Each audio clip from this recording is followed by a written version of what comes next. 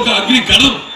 ఎన్టీఆర్ అంటే ఆయన జీవితమే భగవద్గీతలో సాగిన ఒక గొప్ప జన్మ ఎన్టీఆర్ గారికి.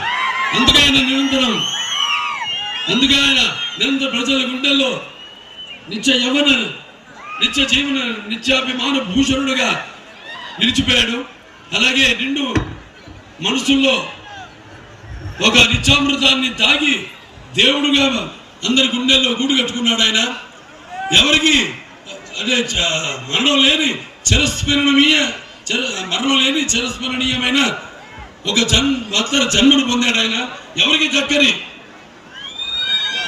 ఒక మాత్ర జన్మను పొందాడు. ఆయనకి చావు ఎక్కడ? ఆయన నిరంతరం వెలిగే ఒక నిత్య యవన నిత్య జీవన నిత్యామృతం తాగి ఒక మానీయ మహోత్తరమైన విధానమైన జీవితం నందమూరి తారక రామారావు గారి. మరి ఆనాడు ఆయన సినిమాల్లో నటిస్తుంటే ఆయన ప్రస్తావన గురించి చెప్పాలంటే ఈ తరం వాళ్ళకి తెలియాలి. ముఖ్యంగా నా అదృష్టం అటు చూశాను ఇంకా 2 తరాలతో కనెక్ట్ అయిపోయాను అన్స్టాపబుల్తో. ఇవాళ నా 4 సినిమాలు వరుసగా హిట్ అయినాయి అంటే నాకు 65 సంవత్సరాలు. ఇవాళ 50 సంవత్సరాలుగా నటుడుగా కాదు, చాలా మంది హీరోలుగా వచ్చారు. మళ్ళీ మధ్యలో మారి యాక్టర్లు ఎవరన్నా దాంతో సరిపెట్టుకుంటున్నారు. కానీ 50 సంవత్సరాల ప్రపంచంలోనే ఒక ఏకైక హీరోగా నేను అందరి ఆదరాభిమానాలతో నిలదొక్కున్నాను. హీరోగా ఇంకో 20 సంవత్సరాలు హీరోగా నటిస్తూనే ఉంటారు.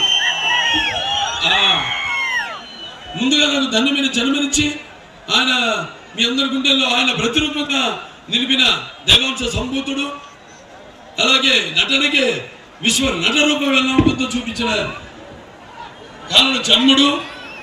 మరి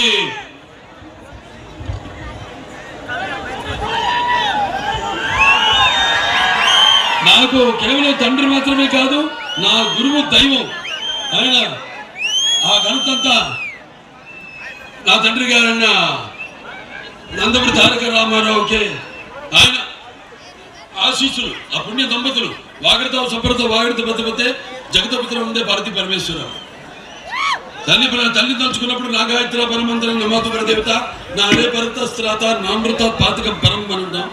తండ్రిని యస్మ పార్థివదేహ ప్రాతుర్పతుల భక్తి గురుణ సముద్ర మాంస శాస్త్రం తస్మే సర్వజ్ఞ మూర్తే పిత్రే.